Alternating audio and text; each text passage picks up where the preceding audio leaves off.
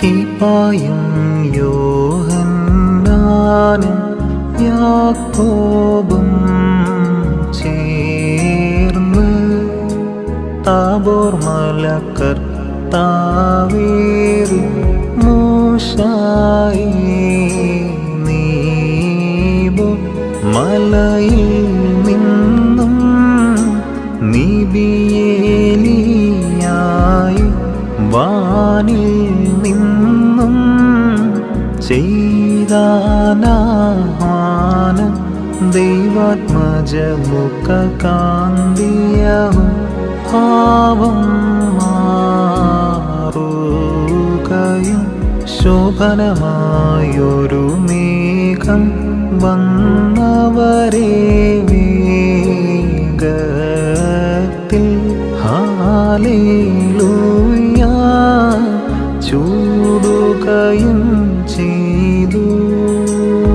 പിതാവും പുത്രനും പരിശുദ്ധ റൂഹായുമാകുന്ന സത്യ ഏകദൈവത്തിൻ്റെ വലിയ തിരുനാമത്തിൽ തനിക്ക് സ്തുതി. നമ്മുടെ മേൽ തൻ്റെ അനുഗ്രഹങ്ങളും കരുണയും രണ്ട് ലോകങ്ങളിലും എന്നുവന്നാലും ചൊരിയപ്പെടുമാറാകട്ടെ. ആമീൻ. അതിശ്രേഷ്ഠമായൊരു പെരുന്നാളിലേക്ക് നമ്മൾ സമീപിക്കുകയാണ്. മഹത്തരമായ ഒരു പെരുന്നാൾ, തേജസ്സിൻ്റെ പെരുന്നാൾ. സാധാരണ രീതിയിൽ നമ്മൾ ഈ പെരുന്നാളിനെ കൂടാരപ്പെരുന്നാൾ എന്ന് വിളിക്കുന്നു. ഈ പെരുന്നാളിൻ്റെ ശ്രേഷ്ഠതയും മഹനീയതയും എത്രമാത്രം ഉണ്ട് എന്നുള്ളത്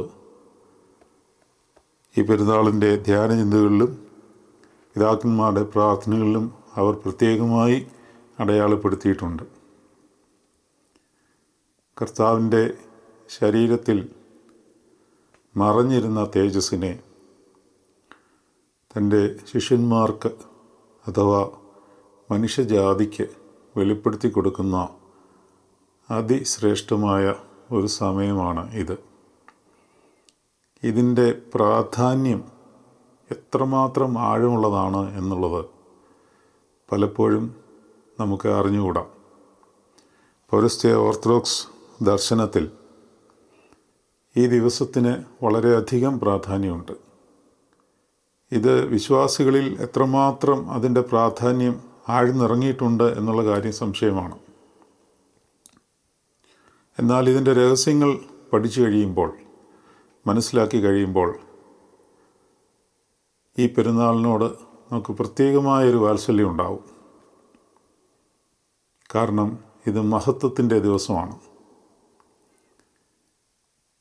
വിശുദ്ധ മത്തായിയുടെ സുവിശേഷം 17-ാം അധ്യായത്തിൽ കർത്താവിൻ്റെ ശരീരത്ത് താൻ പ്രദർശിപ്പിച്ച, അല്ലെങ്കിൽ തൻ്റെ ഉള്ളിൽ തന്നെ ഉണ്ടായിരുന്ന, മറച്ചു വച്ചിരുന്ന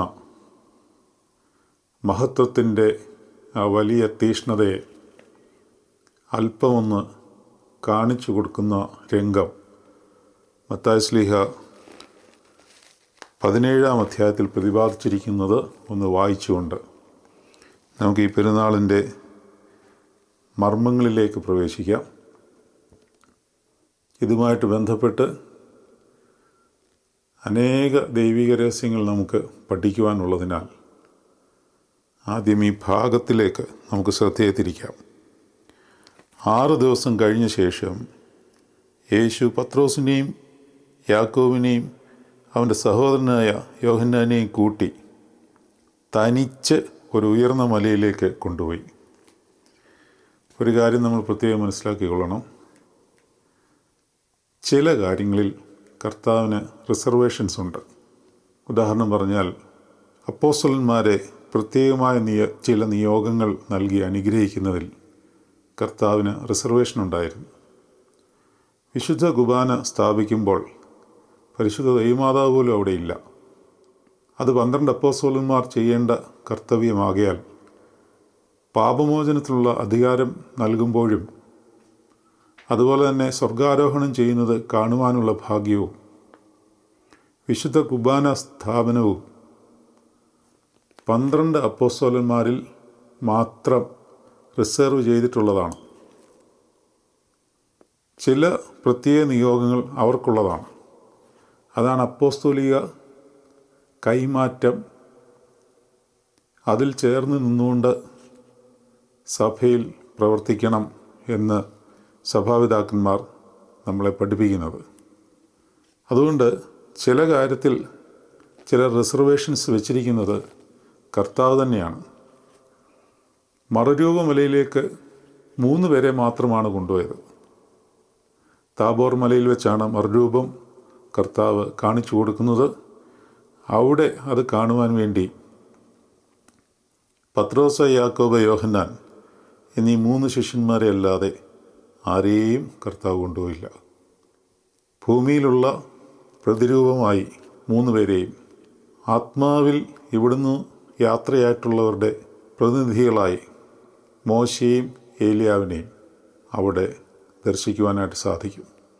താഴോട്ട് മത്തായി ശ്ലീഹ എഴുതുന്നത്, അവരുടെ മുമ്പാകെ രൂപാന്തരപ്പെട്ടു. ചെറിയൊരു വാക്യമാണ്, പക്ഷേ ഈ രൂപാന്തരത്തെ പറ്റിയാണ് നമുക്ക് പഠിക്കുവാനുള്ളത്. അവരോ അവൻ്റെ മുഖം സൂര്യനെപ്പോലെ ശോഭിച്ച് അവൻ്റെ വസ്ത്രം വെളിച്ചം പോലെ വെള്ളയായിത്തീരുന്നത് കണ്ടു.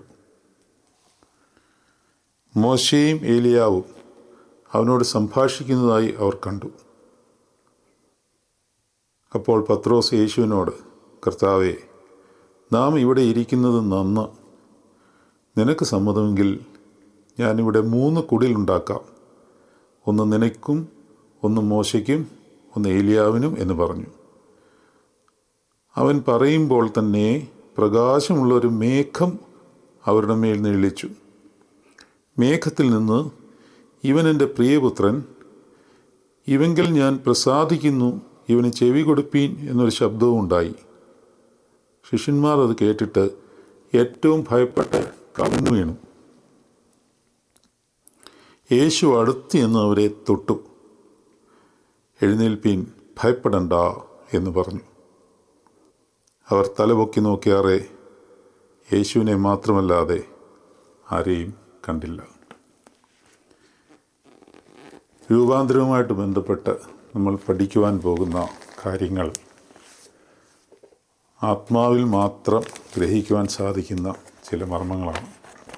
അതിനായിട്ട് പരിശുദ്ധ പിതാക്കന്മാരുടെ പ്രമിയോൻ സദാചിന്തകളിലേക്കും പരിശുദ്ധാത്മാവ് നമുക്ക് കാണിച്ചു തരുന്ന വെളിച്ചത്തിലേക്കും നമുക്ക് അല്പസമയം ഒന്ന് കണ്ണോടിക്കാം.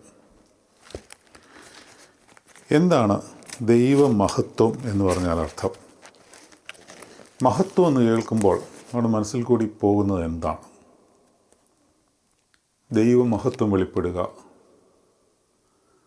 ഇത് പഴയ നിയമത്തിലും പുതിയ നിയമത്തിലും അല്പം വ്യത്യാസമുള്ള കാര്യമാണ്.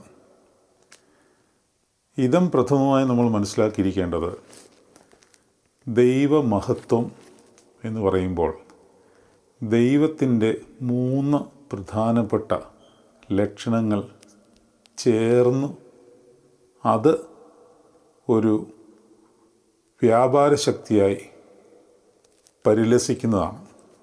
ആ 3 ദൈവിക ലക്ഷണങ്ങളാണ്: 1 വെളിച്ചം, 2 പരിശുദ്ധി, 3 സ്നേഹം. അതായത് ദൈവം വെളിച്ചമാണ്, ദൈവം പരിശുദ്ധം ആണ്, അതുപോലെ തന്നെ ദൈവം സ്നേഹമാണ്. ഈ 3 വ്യാപാരങ്ങളും സമ്മേളിച്ച് സമന്വയിക്കുമ്പോൾ ദൈവമഹത്വം ബൈ ഡീഫോൾട്ടായിട്ട് അതിലേക്ക് കടന്നു കയറും. എന്നാൽ ഈ ദൈവമഹത്വം പൂർണ്ണമായി ഉൾക്കൊള്ളുവാൻ നമ്മുടെ ശരീരത്തിന് ചിലപ്പോൾ സാധിച്ചുവെന്ന് വരില്ല. ഇത് സാധിച്ചത് കർത്താവിൻ്റെ ശരീരത്തിന് മാത്രമാണ്. എന്നാൽ അങ്ങനെ ഒരു ശരീരം നമുക്ക് ദൈവം തമ്പുരാൻ ക്രമീകരിച്ചുകൊണ്ടിരിക്കുന്നു എന്നുള്ള കാര്യവും നമ്മൾ മറന്നു പോകരുത്. അപ്പോൾ ഇവിടെ ദൈവമഹത്വം വെളിവാകുക എന്ന് പറയുമ്പോൾ ഈ തേജസ്സിൻ്റെ വ്യാപാരം നമ്മുടെ ശരീരത്തിലും നമ്മുടെ ദേഹിയിലും നമ്മുടെ ആത്മാവിലും വെളിപ്പെട്ട് നമ്മൾ അവനോട് അനുരൂപപ്പെടുന്ന അവസ്ഥാവിശേഷമാണ്. നമ്മൾ മരിക്കുന്നത് വരെ നമ്മൾ രൂപാന്തരപ്പെട്ടുകൊണ്ടേയിരിക്കുകയാണ്.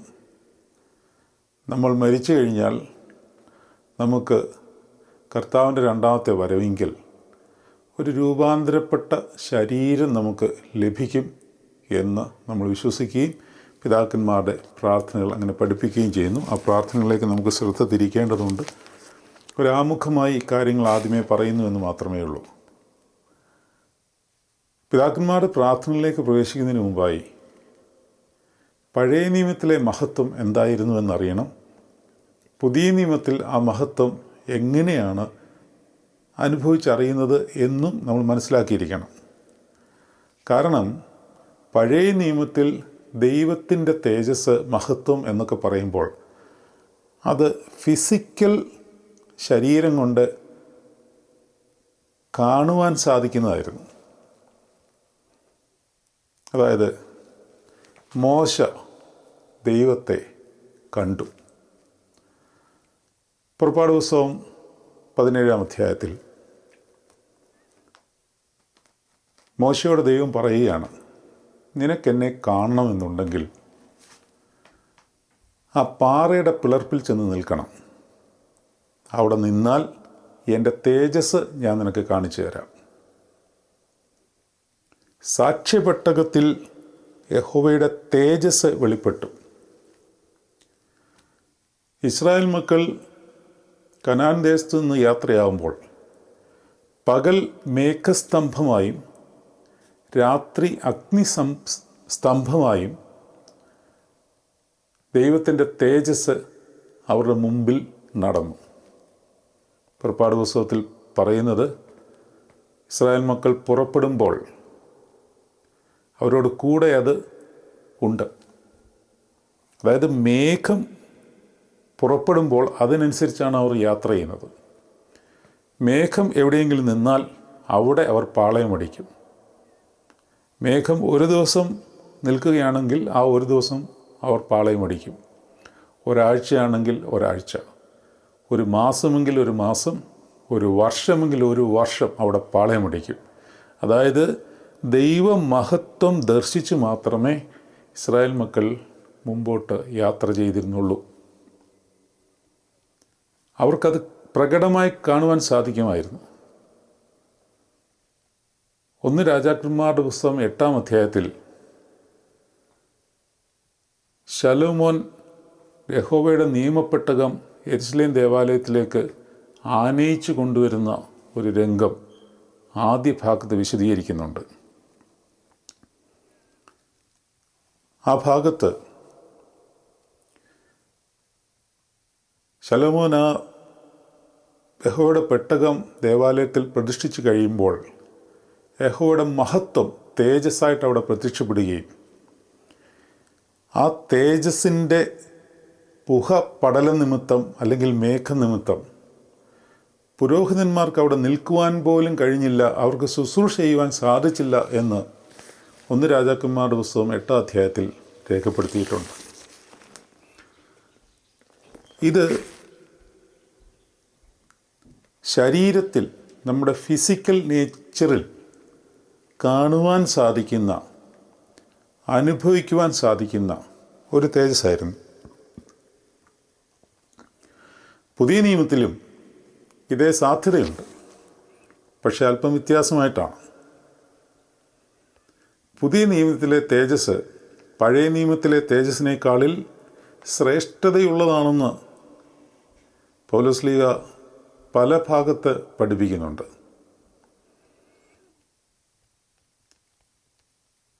2 കൊരിന്ത്യർ 3-ാം അധ്യായം 7-ാം വാക്യത്തിൽ, എന്നാൽ കല്ലിൽ അക്ഷരമായി കൊത്തിയിരുന്ന മരണ ശുശ്രൂഷ നീക്കം വരുന്നതായ മോശയുടെ മുഖ തേജസ് നിമിത്തം ഇസ്രായേൽ മക്കൾക്ക് അവൻ്റെ മുഖത്ത് നോക്കിക്കൂടാതെ വണ്ണം തേജസ്സുള്ളതായെങ്കിൽ ആത്മാവിൻ്റെ ശുശ്രൂഷ അധികം തേജസ്സുള്ളതായിരിക്കില്ലയോ?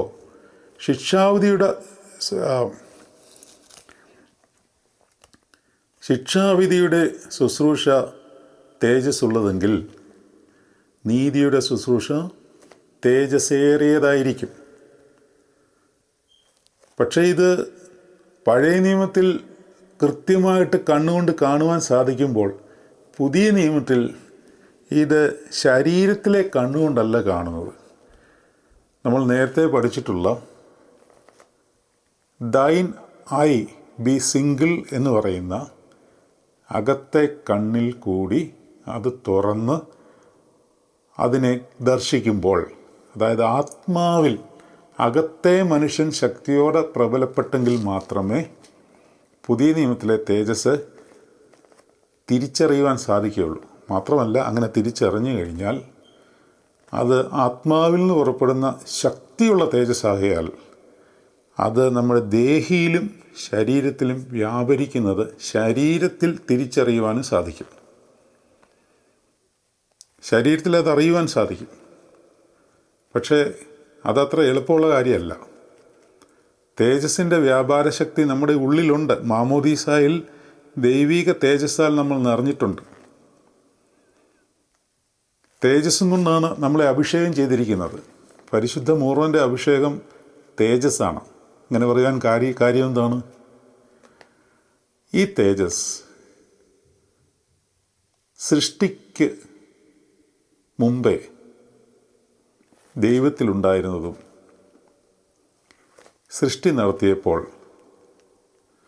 ആദാമിന് കൊടുത്തതുമായിരുന്നു. ആ തേജസ്സിൻ്റെ പേരാണ് മഹത്വത്തിൻ്റെ അങ്കി, നിർമ്മല വസ്ത്രം. ദുഃഖവെള്ളിയാഴ്ചയുടെ പ്രീമിയം സിദ്രായിൽ 9-ാം മണി സമയത്ത് ഇപ്രകാരം ഒരു പ്രാർത്ഥനയുണ്ട്. ഏദൻ തോട്ടത്തിൽ വെച്ച് ആദാം ഉരിഞ്ഞു കളഞ്ഞതായ മഹത്വത്തിൻ്റെ അങ്കിയായ പരിശുദ്ധാത്മാവിനെ തിരികെ നൽകുവാനായി അവൻ തൻ്റെ വസ്ത്രം ഉരിഞ്ഞ് കാൽവറിയിൽ കുരിശിക്കപ്പെട്ടു. അപ്പോൾ ഏദൻ തോട്ടത്തിൽ ദൈവികമായൊരു തേജസ്സിലാണ് മനുഷ്യനെ സൃഷ്ടിച്ചിരിക്കുന്നത്. സൃഷ്ടിക്കുമ്പോൾ അവൻ്റെ ശരീരത്തിലോ അവൻ്റെ ദേഹിയിലോ അവൻ്റെ ആത്മാവിലോ മരണം എന്നുള്ളൊരു കാര്യം രജിസ്റ്റേർഡ് അല്ല. മരണമില്ല. മരണം ഉണ്ടാകുന്നത് തേജസ് നഷ്ടപ്പെട്ടപ്പോഴാണ്. നമ്മൾ ആ കാര്യം കൃത്യമായിട്ട് മനസ്സിലാക്കിക്കൊള്ളണം. മനുഷ്യന് മരണം എന്നുള്ള പാപത്തിൻ്റെ അനന്തരഫലം, അതുപോലെ തന്നെ ദ്രവത്വം, അതായത് മോർട്ടാലിറ്റി ആൻഡ് ഡീക്കേ, ഇത് രണ്ടും മനുഷ്യ ശരീരത്തിലേക്ക് പ്രവേശിച്ചത് മഹത്വം പോയപ്പോഴാണ്. മഹത്വം എങ്ങനെയാണ് പോകുന്നത്? മഹത്വം പോകുന്നത് പാപം ചെയ്യുമ്പോഴാണ്. ശമൂവേലിൻ്റെ പുസ്തകം 1-ാം അധ്യായം വായിക്കുമ്പോൾ ഏലിയുടെ മക്കൾ യഹോവയുടെ നിയമപ്പെട്ടത് എടുത്ത് അനാവശ്യമായി ഉപയോഗിച്ചതുകൊണ്ട് ഫിലിസ്തീയരുടെ കയ്യാൽ അവർ മരിക്കേണ്ടി വന്നു. ഏലിയും ആ വാർത്തയറിഞ്ഞ് പിറകോട്ട് വീണ് കഴുത്തൊടിഞ്ഞ് മരിച്ചു. ഏലിയുടെ മരുമകൾ ആ സമയത്ത് ഗർഭിണിയായിരുന്നതിനാൽ അവൾ ഒരു കുഞ്ഞിനെ പ്രസവിച്ചു. ആ കുഞ്ഞിന് അവൾ ഈക്കോബോധ് എന്നാണ് പേരിട്ടത്. എന്ന് പറഞ്ഞാൽ മഹത്വം ഇസ്രായേലിൽ നിന്ന് പോയി. കാരണം എന്താണ്? പാപം ചെയ്തു. ഏലിയുടെ മക്കൾ വിശുദ്ധരല്ലായിരുന്നു. അതുകൊണ്ട് ദൈവികമായ കാര്യങ്ങൾ വിശുദ്ധിയില്ലാതെ കൈകാര്യം ചെയ്തുകൊണ്ട് അവർ കൊല്ലപ്പെട്ടു. ഏദൻ തോട്ടത്തിൽ ആദാമിനെ സൃഷ്ടിക്കുമ്പോൾ മരണവും ദ്രവത്വവും അവനില്ല. ആദാമിനെ സൃഷ്ടിക്കുമ്പോൾ അവന് കൊടുത്തിരുന്ന മഹത്വത്തിൻ്റെ അങ്കി അവൻ പാപം ചെയ്തു കഴിഞ്ഞപ്പോൾ അവനിൽ നിന്ന് ഉരിഞ്ഞുപോയി. ഇതിനെ തിരികെ തരുവാനായിട്ടാണ് കർത്താവ് തൻ്റെ രക്ഷാപദ്ധതി മുന്നമേ ആസൂത്രണം ചെയ്തത് നിവൃത്തിയാകുവാൻ കന്യകയിൽ നിന്ന് ജാതം ചെയ്ത് ഭൂമിയിലേക്ക് വന്നത്. ആ കാര്യം പിതാക്കന്മാരുടെ പ്രാർത്ഥനയിൽ കൂടി വ്യക്തമായി അവർ പഠിപ്പിച്ചു തരുന്നത് നമുക്ക് അല്പസമയം ഈ നിമിഷം ധ്യാനിക്കാം. കർത്താവിൻ്റെ ഈ മറുരൂപ പെരുന്നാളിൽ സന്ധ്യയിൽ അവർ പ്രാർത്ഥിച്ചു തുടങ്ങുന്ന പ്രാർത്ഥന ഇപ്രകാരമാണ്: തിരുവിഷ്ണുണ്ടായി താബോർ പർവ്വതത്തിൽ വെച്ച് തൻ്റെ മഹത്വം കാണിക്കുകയും തൻ്റെ വിശുദ്ധ ശിഷ്യന്മാരെ സ്ഥിരപ്പെടുത്തുകയും തൻ്റെ ദൈവത്വത്തിൻ്റെ മഹത്വ രഹസ്യം അവരെ അറിയിക്കുകയും ചെയ്ത ദൈവം തമ്പുരാനെ. ദൈവത്വത്തിൻ്റെ മഹത്വ രഹസ്യം, ഇതാണ് ആദ്യമേ പറഞ്ഞത്. ദൈവത്തിൽ മഹത്വ രഹസ്യം എന്ന് പറയുന്നത് ദൈവത്തിൽ ഉള്ള വെളിച്ചവും, കാരണം അവൻ തന്നെ വെളിച്ചമാവുന്നു, ദൈവത്തിൻ്റെ പരിശുദ്ധിയും ദൈവത്തിൻ്റെ സ്നേഹവും കൂടെ സമന്വയിച്ച് സമ്മേളിക്കുന്നതാണ് ദൈവമഹത്വം എന്ന് പറയുന്നത്. ഒരുവനിൽ ദൈവമഹത്വം വ്യാപരിക്കുന്നു എന്ന് നമ്മൾ അറിയുന്നത് അവനിൽ വെളിച്ചമുണ്ടോ എന്നെങ്ങനെ അറിയും? 1 യോഹന്നാൻ 1 അധ്യായം 1 വാക്യം വായിച്ചു നോക്കിയാൽ വെളിച്ചത്തിൽ വസിക്കുന്നവൻ എങ്ങനെ വസിക്കുന്നുവെന്ന് കൃത്യമായി യോഹന്നാൻ ശ്ലീഹ പ്രതിപാദിച്ചിട്ടുണ്ട്. അവനോട് കൂട്ടായ്മ ഉണ്ടാകുക എന്ന് പറയുകയും എന്നാൽ ഇരുളിൽ നടക്കുകയും ചെയ്യുന്നവൻ ഭോഷ്ക് പറയുന്നു, സത്യം അവനിൽ ഇല്ലാതെയായി. അപ്പോൾ കപടമായ രീതിയിൽ നടക്കുകയും സത്യമായ ആരെയോ അവനെ സ്വീകരിച്ച് അവനോടുകൂടെ, അതായത് സത്യം എന്ന് പറഞ്ഞാൽ യേശു തമ്പുരാനെ കൂടെ ഉള്ളിൽ വഹിച്ചുകൊണ്ട് നടക്കുകയും വിശുദ്ധിയിൽ ജീവിക്കുകയും തൽഫലമായി അതിൽ നിന്ന് പുറപ്പെടുന്ന പരിശുദ്ധാത്മാവിൻ്റെ ഫലമായ സ്നേഹവും വ്യാപരിക്കുകയും ചെയ്യുമ്പോൾ ഒരുവൻ തേജസ്സുള്ളവനാകുന്നു, മഹത്വമുള്ളവനാകുന്നു. അത് ദൈവമഹത്വം അവനിലേക്ക് വ്യാപരിക്കുകയാണ്. വ്യാപരിച്ചു കഴിയുമ്പോൾ അവനിൽ പരിശുദ്ധി ഉണ്ടാകുന്നു, അവനിൽ വെളിച്ചമുണ്ടാകുന്നു, അവനിൽ സ്നേഹം നിറയുന്നു. സ്നേഹം നിറഞ്ഞു കഴിയുമ്പോൾ പരിജ്ഞാനം വർദ്ധിക്കും. പരിജ്ഞാനം വർദ്ധിക്കുമ്പോൾ ക്രിസ്തുവിനോട് കൂടുതൽ കൂട്ടായ്മയാകും. ഇതൊരു വെർച്വസ് സർക്കിൾ ഓഫ് ഹോളിനെസ് എന്ന് വേണമെങ്കിൽ പറയാം. Virtuous, vicious circle of unholiness ഉണ്ട്, അതുപോലെ തന്നെ വെർച്വസ് സർക്കിൾ ഓഫ് ഹോളിനെസ്. വെളിച്ചത്തിൽ നിന്ന് വിശുദ്ധിയിലേക്കും, വിശുദ്ധിയിൽ നിന്ന് സ്നേഹത്തിലേക്കും, സ്നേഹം വർദ്ധിക്കുമ്പോൾ ഫിലിപ്പിയർ 1:9 പറയുന്ന പരിജ്ഞാനത്തിലേക്കും വളരുകയും ക്രിസ്തുവിനോട് താദാത്മ്യം പ്രാപിക്കുകയും അവൻ്റെ മഹത്വമുള്ള ശരീരത്തിനോട് അനുരൂപരാകുകയും ചെയ്യുന്നു. അങ്ങനെയുള്ളവനിൽ വർദ്ധിച്ചു വരുന്നതാണ് മഹത്വം, തേജസ്. ഇത് കർത്താവ് 2ാമത്തെ വരവ് വരെ ഈ തേജസ് വിവിധ രീതിയിൽ വർദ്ധിപ്പിക്കുവാൻ സാധിക്കും. അതിൻ്റെ ഉയർച്ചയിലേക്ക് എത്തിയവരൊക്കെ ലോകത്തോട് മുഴുവൻ ഡിറ്റാച്ച്ഡ് ആയിരിക്കും. നമ്മളൊന്നും അങ്ങനെ എത്തിയിട്ടില്ല. അതുകൊണ്ടാണ് നമുക്കിപ്പോഴും ലോകത്തോട് സ്നേഹവും പല ലൗകിക താല്പര്യങ്ങളോടും നമുക്ക് ഇഷ്ടമുള്ളത്. പൂർണ്ണമായി കർത്താവിനെ സ്നേഹിക്കുന്നവൻ ലോകത്തോട് മുഴുവനായും ഡിറ്റാച്ച്ഡ് ആകും. ഇതൊരു അസംഭവമായ കാര്യമൊന്നുമല്ല. അങ്ങനെ ജീവിക്കുന്നവരിപ്പോഴും ഉണ്ട്. അപ്പോൾ അവർ പ്രാർത്ഥിക്കുകയാണ്: ദൈവതമ്പുരാനെ, നിൻ്റെ ദൈവിക ശ്രേഷ്ഠതയെ തിരിച്ചറിയുവാൻ ഞങ്ങളുടെ ഇന്ദ്രിയങ്ങളെയും ആലോചനകളെയും സ്ഥിരീകരിക്കണമേ. ഇതാണ് അവരുടെ പ്രാർത്ഥന. ഇന്ദ്രിയങ്ങളെയും ആലോചനകളെയും സ്ഥിരീകരിക്കണം. സദൃശവാക്യങ്ങൾ 20 അധ്യായത്തിൽ മനുഷ്യൻ്റെ ഹൃദയത്തിലെ ആലോചന ആഴമുള്ള വെള്ളമാണ്. അപ്പോൾ ആലോചനയും വെള്ളവും തമ്മിൽ ബന്ധമുണ്ട്. അതായത് ഈ വെള്ളം ശുദ്ധീകരിക്കപ്പെട്ടിരിക്കണം. ഹൃദയത്തിലെ ആലോചനകൾ ദേഹിയുടെ മണ്ഡലത്തിൽ സംഭവിക്കുന്ന കാര്യമാണ്. നമ്മുടെ ഹൃദയബോധ വിചാരങ്ങൾ ശുദ്ധീകരിക്കപ്പെട്ടിരിക്കണമെന്നുണ്ടെങ്കിൽ ഇന്ദ്രിയങ്ങൾ ക്രമീകരിക്കപ്പെടണം. അത് കണ്ണ് മാത്രമല്ല, നാവ്, മൂക്ക്, ചെവി, ത്വക്ക് ഇവയെല്ലാം ദൈവത്തിന് അനുരൂപമാകണം. ദൈവത്തിന് അനുരൂപമാകുക എന്ന് പറഞ്ഞാൽ ദൈവത്തിൻ്റെ ആദ്യ സൃഷ്ടിയിൽ ആദാമിന് കൊടുത്ത നൽവരങ്ങളാൽ അനുരൂപരാകണം. ആദാമിൻ്റെ നൽവരങ്ങൾ ഓരോന്ന് നമ്മൾ വ്യാഖ്യാനിക്കാൻ തുടങ്ങിയാൽ നമ്മൾ ചിലപ്പോൾ ഇത് അവസാനിപ്പിച്ചിട്ട് പോകും. കാരണം ഏദൻ തോട്ടത്തിലെ പറുദീസയുടെ ആനന്ദത്തിലേക്ക് അവരെ പ്രവേശിപ്പിക്കുമ്പോൾ നമ്മൾ ഇന്ന് ലോകത്തിൽ അനുഭവിക്കുന്ന പല ആനന്ദങ്ങളും അതിന് തടസ്സമാണ്. രുചികൾ പോലും. ആദമിനെ സൃഷ്ടിക്കുമ്പോൾ അവന് ഒരു അധികാരം കൊടുത്ത് ദൈവത്തേക്കാൾ അല്പം മാത്രം താഴ്ത്തി തേജസ്സും ബഹുമാനവും അവനെ അണിയിച്ചു. തേജസ്സും ബഹുമാനവും അവനെ അണിയിച്ചു. മനുഷ്യൻ എപ്പോഴാണ് മാംസം ഭക്ഷിക്കുവാൻ തുടങ്ങിയത്? മാംസം ഭക്ഷിക്കുവാൻ തുടങ്ങിയത് പാപം ചെയ്തതിന് ശേഷമാണ്. അതിനു മുമ്പ് ഈ പ്രകൃതിയിലുള്ള ആഹാരങ്ങളുമായിട്ടായിരുന്നു അവന് ബന്ധം. മനുഷ്യ ശരീരം എപ്പോഴും പ്രകൃതിയുമായിട്ടുള്ള ബന്ധത്തിലും പ്രകൃതിയിലെ ദൈവം മനുഷ്യർക്ക് തിന്മാൻ നൽകിയിരിക്കുന്ന സസ്യ ആഹാര രീതിക്ക് വേണ്ടി ക്രമീകരിക്കപ്പെട്ടിരിക്കുന്നതാണ്.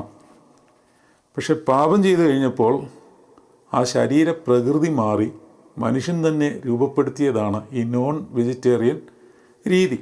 അതുകൊണ്ടാണ് ഞാൻ പറഞ്ഞത്, ഏദൻ തോട്ടത്തിലെ ആദാമിൻ്റെ സ്വഭാവ രീതിയെപ്പറ്റി പറഞ്ഞാൽ നമുക്കൊന്നും ദൈവ തേജസ്സിൻ്റെ അറ്റത്ത് പോലും എത്തുവാൻ കഴിഞ്ഞിട്ടില്ല എന്നുള്ളതാണ് വാസ്തവം. പക്ഷേ അങ്ങനെ എത്തുന്നവരുണ്ട്. ഇതൊരു ഗ്രാജുവൽ പ്രോസസ്സാണ്. അതുകൊണ്ടാണ് ആദ്യമേ പറഞ്ഞത് കർത്താവിൻ്റെ രണ്ടാമത്തെ വരവ് വരെ ഈ പ്രോസസ്സ് തുടർന്നുകൊണ്ടേയിരിക്കും. അപ്പോൾ പിതാക്കന്മാർ പറയുകയാണ്, കർത്താവെ, നീ നിൻ്റെ പിതാവിനോടും പരിശുദ്ധ റൂഹായോടും കൂടെ ഒന്നിച്ച് പിരിയാതെ വണ്ണം സ്ഥിതി ചെയ്യുന്നു. അവർക്ക് പിരിയുവാൻ സാധിക്കുകയില്ല. കാരണം ഈ മഹത്വം ഇവരെ ഒന്നിപ്പിച്ച് നിർത്തിയിരിക്കുകയാണ്. തേജസ് എങ്ങനെയാണ് ഒന്നിപ്പിച്ച് നിർത്തിയിരിക്കുന്നത്? പരിശുദ്ധിയിലും വെളിച്ചത്തിലും സ്നേഹത്തിലും ഇവർ ഒന്നാണ്. അതുകൊണ്ടാണ് കൂട്ടായ്മ, ട്രിനിറ്റി. ഇതാണ് യേശുവിൽ വെളിപ്പെട്ടത്. മാമോദീസ സമയത്ത് തേജസ് വെളിപ്പെടുവാൻ കാര്യം ഇതാണ്. മറുമറിയിൽ ഈ തേജസ് വെളിപ്പെട്ട് ഇങ്ങനെയൊരു സാധ്യത മനുഷ്യ ശരീരത്തിനുണ്ടെന്ന് കർത്താവ് മനുഷ്യജാതിയെ കാണിച്ചു കൊടുക്കുകയാണ്. ആ കാണിച്ചു കൊടുക്കലിൽ ഈ ഭൂമിയിൽ നിന്ന് വാങ്ങിപ്പോയ പരിശുദ്ധരായവരുടെ സാന്നിധ്യം കർത്താവ് അവിടെ ഉറപ്പാക്കി കൊടുക്കുകയാണ്. അതായത് ദൈവികമായ വ്യാപാരത്തിൽ വാങ്ങിപ്പോയവരും വിശുദ്ധരുമായവരുടെ സാമീപ്യവും സാന്നിധ്യവും, ജീവിച്ചിരിക്കുന്നവരും കർത്താവും വരുവാനിരിക്കുന്നവരുമായവരുടെ സാമീപ്യവും സാന്നിധ്യവും അവിടെ കർത്താവ് ഉറപ്പുവരുത്തുകയാണ്. തേജസ്സിന്മേൽ തേജസ് പ്രാപിച്ച അതേ പ്രതിമയായി രൂപാന്തരപ്പെടുവാൻ തക്കവണ്ണം നമ്മളെ ക്രമീകരിക്കുവാൻ ഈ വിശുദ്ധന്മാരുടെ സാന്നിധ്യവും സാമീപ്യവും നമുക്ക് ഒരുപാട് പ്രചോദനം നൽകും. കാരണം കർത്താവ് ആത്മാവാകുന്നു. 2 കൊരിന്ത്യർ 3:17. കർത്താവിൻ്റെ ആത്മാവുള്ളിടത്ത് സ്വാതന്ത്ര്യമുണ്ട്. മൂടുപടം നീങ്ങിപ്പോയ മുഖത്ത് കർത്താവിൻ്റെ തേജസ്സിനെ കണ്ണാടി പോലെ പ്രതിബിംബിക്കുന്നവരായി നാം എല്ലാവരും ആത്മാവാകുന്ന ദാനമായി തേജസ്സിന്മേൽ തേജസ് പ്രാപിച്ച് അതേ പ്രതിമയായി രൂപാന്തരപ്പെടുന്നു. ഇവിടെയാണ് ആ പോയിൻ്റ്. തേജസ്സിന്മേൽ തേജസ് പ്രാപിച്ച്. അപ്പോൾ കർത്താവിൻ്റെ അതേ പ്രതിമയായി രൂപാന്തരപ്പെടുകയാണ്. കർത്താവ് എന്ന് പറയുമ്പോൾ ഇവിടെ ശ്രദ്ധിക്കണം, ദ സൺ ഓഫ് ഗാഡ്, ദൈവപുത്രൻ. ആ ദൈവപുത്രൻ്റെ അവതാരമാണ്, അല്ലെങ്കിൽ ദൈവപുത്രൻ്റെ മനുഷ്യ ശരീരമാണ് കർത്താവ്. പക്ഷേ ആ കർത്താവിൽ മനുഷ്യ ശരീരം എടുത്തു എന്നുള്ളത് കൊണ്ട് അവന് പാപം ഇല്ലായിരുന്നു. ബാക്കിയെല്ലാം മനുഷ്യരൂപത്തിലായി. ഇത് ദൈവപുത്രൻ പിതാവിനോടും വിശുദ്ധ റൂഹായോടും കൂടെ ഒന്നിച്ച് മഹത്വീകരിക്കപ്പെട്ടിരിക്കുന്നവനാണ്. നമ്മൾ വിശ്വാസ പ്രമാണത്തിൽ ചൊല്ലുമല്ലോ, സകലത്തെയും ജീവിപ്പിക്കുന്ന കർത്താവും പിതാവിൽ നിന്ന് പുറപ്പെട്ട് പിതാവിനോടും പുത്രനോടും കൂടെ ഒന്നിച്ച് വന്ദിക്കപ്പെട്ട് മഹത്വീകരിക്കപ്പെട്ട് സ്തുതിക്കപ്പെടുന്നവനാണ്. അവർ മഹത്വത്തിലാണ്. ഈ മഹത്വമാണ് നമ്മളിലേക്ക് ഒഴുക്കിത്തരുന്നത്. ഈ മഹത്വം പോയി എവിടെ? ഏദൻ തോട്ടത്തിൽ പാപം ചെയ്തപ്പോൾ. അപ്രകാരം ഒരു പ്രാർത്ഥന തന്നെ വെള്ളിയാഴ്ച രാത്രി പ്രാർത്ഥനയുടെ 3-ാം ഗൗമായിൽ ശീമാ നമസ്കാരത്തിലൊരു പാട്ട് ഇപ്രകാരമുണ്ട്: തുണയേക രക്ഷകനാഥ ഹാലേലുയ, ആദാം ചൊന്നാൻ എന്നെ പരിരക്ഷിക്കണം. ഹൗവായും സർപ്പവും എന്നെ പോരിൽ വീഴ്ത്തി. കനി തിന്നുകയാൽ അപരാധം ചെയ്തോനാമൻ. മഹിമാവിൻ വസനവുമയ്യോ പൊയ്പോയല്ലോ. ഇതൊരു പാട്ടാണ്. തുണയേകുക രക്ഷകനാഥ ഹാലേലുയ്യ എന്നൊരു പെത്കോമ ചൊല്ലിയിട്ട് ആദാം പറയുന്നതായിട്ട് നമ്മൾ പാടുകയാണ്. അപ്പോൾ ആദാം എന്ന് പറയുമ്പോൾ നമ്മൾ ആദാമാകുകയാണ് അവിടെ. നമ്മൾ ഓരോ പ്രാർത്ഥനയും അതുപോലെ തന്നെ ഇതുപോലെയുള്ള ശുശ്രൂഷകൾ നടത്തുമ്പോൾ നമ്മൾ തന്നെ ആ ക്യാരക്ടറായിട്ട് ഇൻഡിവിജ്വലൈസ് ചെയ്യുകയാണ്. ആദാം ചൊന്നാൻ എന്നെ പരിരക്ഷിക്കണം. ഞാൻ പാടുമ്പോൾ ജോൺ സാമുവൽ എന്ന് പറയുന്ന ഈ പാപി ചൊല്ലുകയാണ്. ജോൺ സാമുവൽ ചൊല്ലുന്നു, എന്നെ പരിരക്ഷിക്കണം. കാര്യം എന്താണ്? ഹൗവായും സർപ്പവും എന്നെ പോരിൽ വീഴ്ത്തി. എൻ്റെ കൂടെയുള്ളവർ എന്നെ വശീകരിച്ച് യുദ്ധത്തിൽ വീഴ്ത്തിക്കളഞ്ഞു. കനി തിന്നുകയാൽ അപരാധം ചെയ്തോനാമൻ. അതായത് വിലക്കപ്പെട്ട കനി ഭക്ഷിച്ച് അപരാധം ചെയ്ത് മഹിമാവിൻ വസനം അയ്യോ പൊയ്പോയല്ലോ എന്ന് പറഞ്ഞാൽ മഹത്വത്തിൻ്റെ വസ്ത്രം എന്നിൽ നിന്ന് നീങ്ങിപ്പോയല്ലോ. അത് കർത്താവ് കാൽവറിയിൽ തിരിച്ച് തരുന്നുണ്ട്. ഇത് ദൈവമഹത്വത്തിൻ്റെ ശ്രേഷ്ഠമേറിയ അവസ്ഥാവിശേഷമാണ്. ഈ കാര്യങ്ങൾ പിതാക്കന്മാർ വീണ്ടും വളരെ വിശദമായിട്ട് പ്രമേയം സദ്രായിൽ രേഖപ്പെടുത്തിയിട്ടുണ്ട്. അതായത് പറുദീസയിലെ ഭാഗ്യകരമായ ആനന്ദവും ക്ലേശമില്ലാത്ത ജീവനും അവന് നീ നൽകി. സർപ്പത്തിൻ്റെ തന്ത്രം മൂലം തൻ്റെ സ്വാതന്ത്ര്യ അവകാശത്തെ അവൻ നഷ്ടപ്പെടുത്തി പറുദീസാവാസത്തിൽ നിന്നും ബഹിഷ്കൃതനായി കൃപയുടെ വസ്ത്രം അവനിൽ നിന്ന് ഉരിയപ്പെട്ടു. കൂടാരപ്പെരുന്നാളിലെ വിശുദ്ധ പിതാക്കന്മാരുടെ പ്രമേയം സദ്രയിലെ പ്രാർത്ഥനകളാണ് വായിക്കുന്നത്. എന്തുമാത്രം ശ്രേഷ്ഠതയേറിയ പെരുന്നാളാണിതെന്ന് മനസ്സിലാക്കി തരുവാൻ വേണ്ടിയും കൂടെയാണ്. അവൻ ഈ വിധം നിൻ്റെ സന്നിധിയിൽ ആയിത്തീർന്നിട്ടും നീ കോപത്തോടെ അവനെ ഉപേക്ഷിച്ചില്ല. എന്നാലോ അവൻ തിരിഞ്ഞു വരുന്നതിന് ഉപദേശങ്ങളാലും ശാസനകളാലും അവനോട് ആവശ്യപ്പെട്ടുകൊണ്ടിരുന്നു. അതായത് പിന്നീട് പാപം ചെയ്തിട്ട് ഇസ്രായേൽ മക്കൾ ദൈവത്തെ കോപിപ്പിക്കുമ്പോഴെല്ലാം അവരെ വിവിധ രീതിയിൽ ഉപദേശിച്ചും പ്രവാചകന്മാരെ അയച്ചുമൊക്കെ അവരോട് മാനസാന്തരപ്പെട്ടു വരുവാൻ ആവശ്യപ്പെട്ടിരുന്നു. ആയതിനാൽ നിൻ്റെ ജ്ഞാനത്തിലേക്ക് ഞങ്ങളെ നീ ആകർഷിക്കണമേ. ഇതാണ് ദൈവത്തിൻ്റെ, അതായത് ക്രിസ്തുവിൻ്റെ പരിജ്ഞാനത്തിലേക്ക് ആകർഷിക്കണമേ എന്ന് നമ്മളെപ്പോഴും പ്രാർത്ഥിക്കുന്നത്. അങ്ങനെ നീ കുരിശുമരണം വരിച്ച് നാശകരമായ ഞങ്ങളുടെ മരണത്തെ വഹിച്ചിട്ട് അതിനെ വെറും ഉറക്കമാക്കി തീർത്തു. എത്ര മനോഹരമായ പ്രാർത്ഥനയാണ്. കുരിശിൽ നീ മരിച്ചിട്ട് ഞങ്ങളുടെ മരണത്തെ നീ വെറും ഉറക്കമാക്കി തീർത്തു. ഖബറിലെ നാശം തൻ്റെ ശരീരത്തിൽ അല്പം പോലും സ്പർശിച്ചില്ല.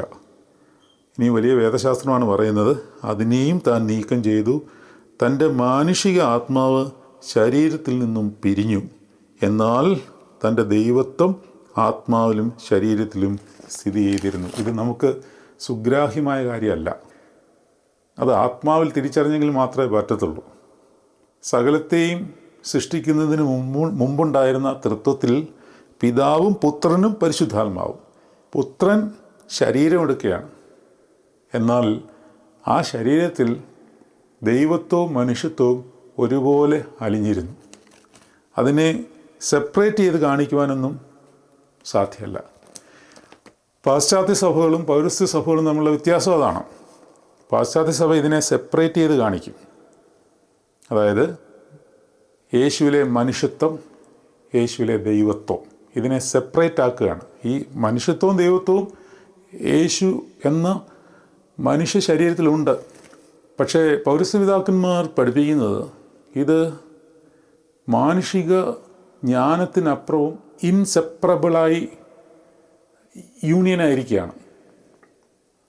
കർത്താവ് കുരിശിൽ മരിക്കുമ്പോൾ തൻ്റെ ആത്മാവ് തൻ്റെ ശരീരത്തിൽ നിന്ന് വേർപെട്ടു. എന്നാൽ തൻ്റെ ശരീരത്തിൽ നിന്നോ ആത്മാവിൽ നിന്നോ ദൈവത്വം വേർപെട്ടില്ല. പാശ്ചാത്യ സഭ പഠിപ്പിക്കുന്നത് വേറെ രീതിയിലാണ്. അതായത് കുരിശിൽ മരിക്കുമ്പോൾ മനുഷ്യാത്മാവ് വേർപെട്ടു, ദൈവാത്മാവ് അവിടെ തന്നെ ഇരുന്നു. അങ്ങനെയാണ്. തിയോളജിക്കൽ കോൺട്രവേഴ്സീസ് നമുക്കിപ്പം മറക്കാം. പൗരസ്ത്യ പഠിപ്പിക്കുന്ന ഇപ്രകാരമാണ്. എന്നെ സംബന്ധിച്ചിടത്തോളം പൗരസ്ത്യയുടെ ടീച്ചിങ്ങിലാണ് കുറച്ചും കൂടെ ഒരു ആനന്ദം തോന്നുന്നത്. അതായത് ക്രിസ്തുയേശുവിൽ മനുഷ്യാത്മാവും ദൈവാത്മാവും ഉണ്ട് എന്ന് സെപ്പറേറ്റ് ചെയ്ത് കാണാതെ ദൈവത്വവും മനുഷ്യത്വവും അവനിലുണ്ട്. അവൻ്റെ ആത്മാവിലും ദൈവത്വവും മനുഷ്യത്വവും ഉണ്ട്. അവൻ മരിക്കുമ്പോൾ തൻ്റെ ശരീരത്തിൽ നിന്ന് ആത്മാവ് വേർപെട്ടു. എന്നാൽ ശരീരത്തിൽ നിന്നോ ആത്മാവിൽ നിന്നോ ദൈവത്വം, ദ ഡിവിനിറ്റി വേർപെട്ടില്ല. ആ ഡിവിനിറ്റിയാണ് കർത്താവിൻ്റെ മരിച്ച ശരീരത്തെ ഉയർപ്പിക്കുന്നത്. അപ്പോൾ ഇവിടെ പിതാക്കന്മാർ വീണ്ടും പഠിപ്പിക്കുകയാണ്, തൻ്റെ മാനുഷിക ആത്മാവ് ശരീരത്തിൽ നിന്നും പിരിഞ്ഞു, എന്നാൽ തൻ്റെ ദൈവത്വം ആത്മാവിലും ശരീരത്തിലും സ്ഥിതി ചെയ്തിരുന്നു. അത് ശരീരത്തോടുകൂടി കല്ലറയിലും ആത്മാവോടുകൂടി പാതാളത്തിലും ഉണ്ടായിരുന്നു. 3-ാം ദിവസം താൻ ഉയർത്തെഴുന്നേറ്റിട്ട് ആദാമിനെ തന്നോടൊന്നിച്ച് ശക്തിയോടെ എഴുന്നേൽപ്പിച്ചു. മനുഷ്യത്വത്തെ സ്വർഗത്തിൽ തൻ്റെ പിതാവിൻ്റെ വലതുഭാഗത്ത് ഇരുത്തി നമ്മിൽ നിന്നും എടുത്ത ശരീരത്തോടുകൂടി വീണ്ടും അവൻ വരുവാനിരിക്കുന്നു. അപ്പോൾ നാം എല്ലാവരും തന്നെ പീഡിപ്പിച്ചവരും പരസ്യമായി തന്നെ കാണും. ആകയാൽ കർത്താവെ, നിന്നോട് ഞങ്ങൾ അപേക്ഷിക്കുകയും ഞങ്ങൾ രക്ഷയ്ക്ക് വേണ്ടി ഇവയെല്ലാം നടത്തുന്നതിന് നിന്നെ നയിച്ച നിൻ്റെ കൃപയോട് യാചിക്കുകയും ചെയ്യുന്നു. താഴോട്ടിനിയും പ്രാർത്ഥനകളാണ്. ഈ കൂടാരപ്പെരുന്നാളിൽ ഈ വേദശാസ്ത്രം നമ്മൾ മനസ്സിലാക്കിക്കൊള്ളണം.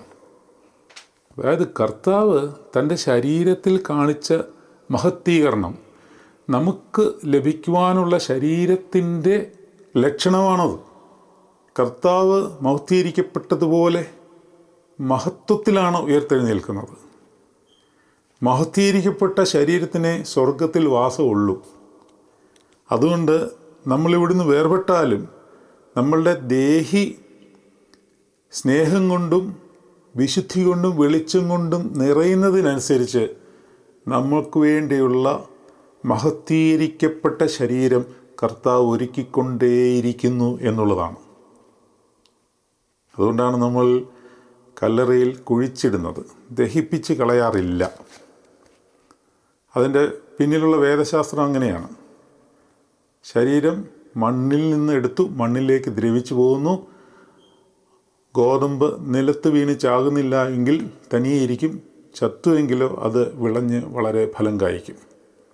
അതുകൊണ്ട് നമ്മുടെ ശരീരത്തെ ക്രമീകരിച്ച് ഡിസിപ്ലിൻഡാക്കി ശിക്ഷണത്തിൽ കൂടി നടത്തുമ്പോൾ അത് മഹത്വമായി വ്യാപരിക്കും.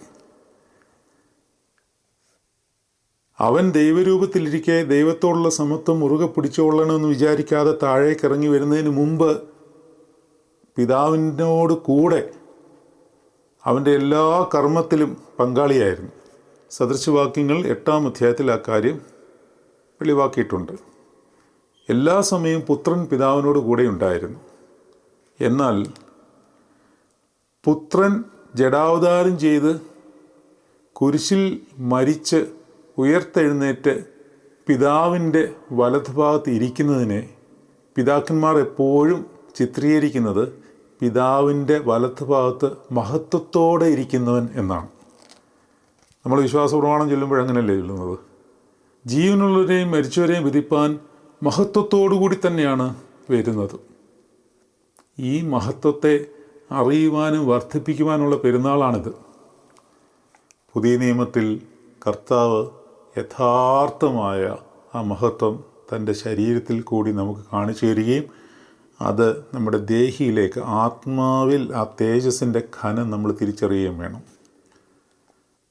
2 കൊരിന്ത്യർ 4:17 നൊടി നേരത്തേക്കുള്ള നമ്മുടെ കഷ്ടം അത്യന്തം അനവധിയായി തേജസ്സിൻ്റെ നിത്യഘനം കിട്ടുവാൻ ഹേതുവായിത്തീരുന്നു. ശരീരത്തിലെടുക്കുന്ന വ്യഥകൾ തേജസ്സായി മാറും, മഹത്വമായി മാറും. പുത്രനായ ദൈവം കഷ്ടം അനുഭവിച്ചതിന് ശേഷം പിതാവിൻ്റെ വലതുഭാഗത്തിരിക്കുന്നത് മഹത്വത്തോടു കൂടിയാണെന്ന് പിതാക്കന്മാർ പ്രത്യേകം ക്രമീകരിച്ച് എഴുതുവാൻ കാരണം വ്യഥയെടുത്ത പീഡ ഏറ്റെടുത്ത ശരീരമാണ്. ആർക്കും എടുക്കുവാൻ സാധിക്കാത്ത അതിഭീകരമായ പീഡ തൻ്റെ ശരീരത്തിൽ ഏറ്റെടുത്തതിനാൽ അത്രയും മഹത്വം കൊണ്ട് തൻ്റെ ശരീരം നിറഞ്ഞു. അതുകൊണ്ടാണ് മഗ്ദലക്കാരത്തി മറിയയോട് കർത്താവ് പറയുന്നത്, ഇപ്പോഴെന്നെ തുടരുത്, നീ താങ്ങത്തില്ലത്. അതുകൊണ്ടാണ് എന്നെ തുടരുത്, ഞാൻ പിതാവിൻ്റെ അടുക്കൽ പോയിട്ടില്ല. കാരണം പിതാവിൻ്റെ സന്നിധിയിലെ ആ മഹത്വത്തിൻ്റെ തലത്തിലേക്ക് തൻ്റെ ശരീരത്തിൻ്റെ മഹത്വം എത്തിച്ചേർന്നതിനാൽ ഒരു മനുഷ്യൻ്റെ ശരീരത്തിൽ താങ്ങാൻ പറ്റത്തില്ല. Unless or otherwise God allows him to touch. മർത്തോമാശ്ലീഹായെ ഇങ്ങനെ അടുത്ത് വിളിച്ചിട്ട് തൊട്ട് നോക്കുവാൻ പറഞ്ഞു. എന്നാൽ മഗ്ദലക്കാരത്തി മറിയെ അനുവദിച്ചില്ല. പവർഫുൾ ബോഡി, നല്ല ഹൈ വോൾട്ടേജിൽ നിൽക്കുകയാണ്. ഒരു മനുഷ്യന് തൊടാൻ പറ്റുന്ന അവസ്ഥയല്ലത്. ആ മഹത്വത്തെ ഉള്ളിൽ ഒതുക്കുവാൻ കർത്താവിന് പറ്റും. അവിടെ നമ്മൾ മനസ്സിലാക്കേണ്ട മറ്റൊരു മർമ്മം, ദൈവപുത്രനായവൻ പിതാവിനോട് ഒന്നിച്ചിരിക്കുമ്പോൾ ഉണ്ടായിരുന്ന മഹത്വം അതേ ക്രമീകരണത്തിൽ ഭൂമിയിലേക്ക് വന്നാൽ ഭൂമി താങ്ങില്ല. അത് പെന്തിക്കോസ്തിയുടെ ശുശ്രൂഷയിൽ പരിശുദ്ധാത്മാവിൻ്റെ ആഹ്വാനത്തിന് വേണ്ടി പട്ടക്കാരൻ ത്രോണോസിന് മുമ്പാകെ രഹസ്യപ്രാർത്ഥന നടത്തുമ്പോൾ ആ രഹസ്യപ്രാർത്ഥനയിൽ അത് എഴുതിയിട്ടുണ്ട്. കർത്താവേ, നിൻ്റെ പരിശുദ്ധാത്മാവിൻ്റെ ശക്തി ഞങ്ങൾക്ക് സഹിക്കാവുന്നതിലും അപ്പുറം ഉഗ്രതയേറിയതാകിയാൽ അതിനെ ഞങ്ങൾക്ക് സഹിക്കാവുന്നതാക്കി തീർക്കണമേ എന്നുള്ള രീതിയിലൊരു പ്രാർത്ഥനയുണ്ട്. ഉഗ്രതയേറിയതാണ് ആ മഹത്വം. നമ്മൾ നേരത്തെ പഠിച്ചിട്ടുള്ളൊരു കാര്യമുണ്ട്, പിതാവിൻ്റെ മഹത്വമാണ് യേശു, യേശുവിൻ്റെ മഹത്വമാണ് പരിശുദ്ധാത്മാവ്. ഇവർ ഒന്നിച്ച് തന്നെ നിൽക്കുന്നു. പക്ഷേ ദൈവപുത്രനായവൻ ജഡധാരണം ചെയ്ത് യേശുക്രിസ്തു ആയപ്പോൾ ഈ മഹത്വത്തിന് കുറവ് സംഭവിച്ചോ? കുറവ് സംഭവിച്ചിട്ടില്ല. പക്ഷേ തനിക്ക് ഈ ലോകത്തിൽ ശുശ്രൂഷയുള്ളതുകൊണ്ട്, സാധാരണക്കാരായ ആളുകളോട് ഇടപഴകേണ്ടതുള്ളതുകൊണ്ട്, മുക്കുവന്മാരോട് ചേർന്ന് നിൽക്കേണ്ടതുള്ളതുകൊണ്ട്, പാപികളെ ആശ്ലേഷിക്കേണ്ടതുള്ളതുകൊണ്ട്, ശിശുക്കളെ മാറോട് ചേർത്ത് അണയ്ക്കേണ്ടതുള്ളതുകൊണ്ട് അവർക്ക് തൻ്റെ മഹത്വത്തെ പാകമാകുന്ന രീതിയിൽ മാത്രം കിട്ടത്തക്കവണ്ണം തൻ്റെ ദൈവീക പ്രാഭവത്തെ മുഴുവൻ തൻ്റെ ശരീരത്തിനുള്ളിൽ ഒളിപ്പിച്ചു വെച്ചു. എന്ന് പറഞ്ഞാൽ പുറത്തേക്ക് വിട്ടില്ല.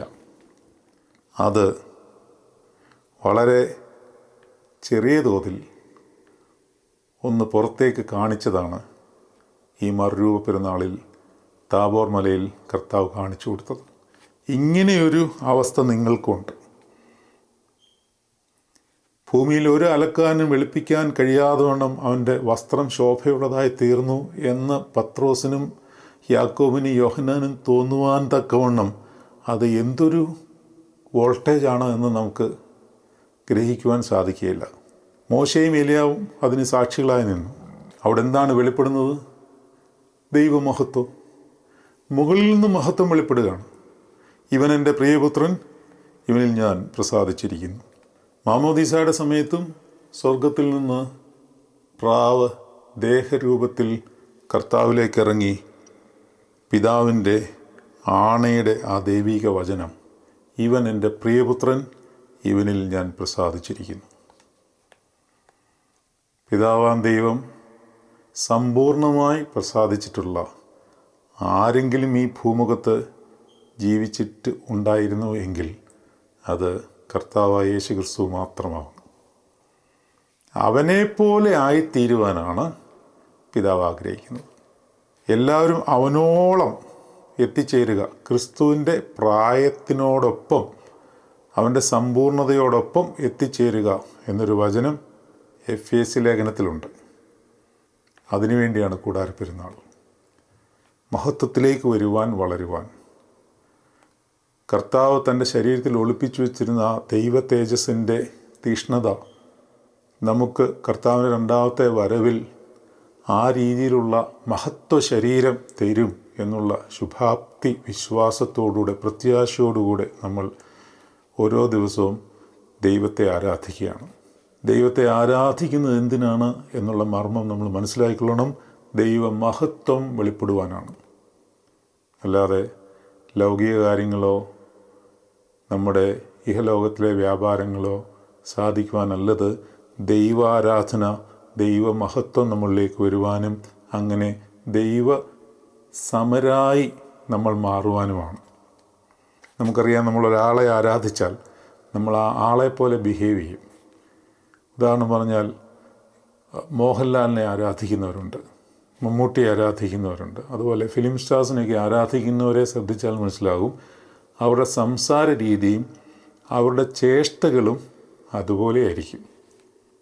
ശരീരഭാഷയും നോട്ടം, ശബ്ദത്തിൻ്റെ ഗാംഭീര്യം ഇതെല്ലാം അതുപോലെ ആക്കുവാൻ അവർ ശ്രമിക്കും. യേശുവിനെ ആരാധിക്കുന്നവർ അല്ലെങ്കിൽ തൃത്വത്തെ ആരാധിക്കുന്നവർ ആരെപ്പോലെ ആകുവാനാണ് പിതാവ് ആഗ്രഹിക്കുന്നത്? തൻ്റെ പുത്രൻ ജഡാവതാരം ചെയ്ത യേശു ക്രിസ്തുവിനെ പോലെ ആകുവാനാണ്. അതുകൊണ്ട് നമ്മുടെ പ്രാർത്ഥനകളെല്ലാം നമ്മൾ മുമ്പ് പഠിച്ചിരിക്കുന്നത് പോലെ പരിശുദ്ധാത്മാവ് ക്രമീകരിക്കുന്നത് നമ്മളെ യേശുവിനെ പോലെ ആക്കി തീർക്കുന്നത് പോലെ ആയിരിക്കും. അതുകൊണ്ട് നമ്മൾ പ്രാർത്ഥിക്കുന്ന പല കാര്യങ്ങളും നമ്മൾ ഉദ്ദേശിക്കുന്ന റൂട്ടിലായിരിക്കില്ല ദൈവം അതിനെ പ്രവർത്തിച്ച് മറുപടി തരുന്നത്. നമ്മളെ യേശുവിനെ പോലെ ആക്കുവാൻ ശ്രമിച്ചിട്ടേ പ്രാർത്ഥനകൾക്ക് ഉത്തരം ലഭിക്കുകയുള്ളൂ. പല പ്രാർത്ഥനകൾക്കും ഉടനടി ഉത്തരം ലഭിക്കാതെ പോകുന്നതിൻ്റെ കാര്യം അതാണ്. നമ്മൾ പരിശുദ്ധാത്മാവിനോടൊരു കാര്യം പ്രാർത്ഥിക്കുമ്പോൾ പരിശുദ്ധാത്മാവ് നമ്മളെ യേശുവിനെ പോലെ ആക്കുവാൻ നോക്കിയിട്ടേ ഉത്തരം തരികയുള്ളൂ. അതുകൊണ്ട് ഈ കൂടാരപ്പെരുന്നാളിൽ കർത്താവ് നമുക്ക് കാണിച്ചു തന്ന ആ മഹത്വ ശരീരത്തിനോടൊപ്പം നമുക്കെത്തുവാൻ നമ്മളുടെ വിശുദ്ധിയും നമ്മളിലുള്ള വെളിച്ചവും നമ്മളിലുള്ള സ്നേഹവും വർദ്ധിച്ച് പരിജ്ഞാനത്തിൽ ക്രിസ്തുവെന്ന തലയോളം വളരുവാൻ ദൈവം ആഗ്രഹിക്കുന്നു. നമ്മെ എല്ലാവരെയും കർത്താവ് അതിനായിട്ട് സഹായിക്കുകയും ഈ കൂടാരപ്പെരുന്നാളിൽ ദൈവിക മഹത്വ വ്യാപാരം ഈ വചനം കേട്ടുകൊണ്ടിരിക്കുന്ന എല്ലാവരുടെ മേലും ശക്തമായി വ്യാപരിക്കുകയും ചെയ്യട്ടെ. ആമേൻ.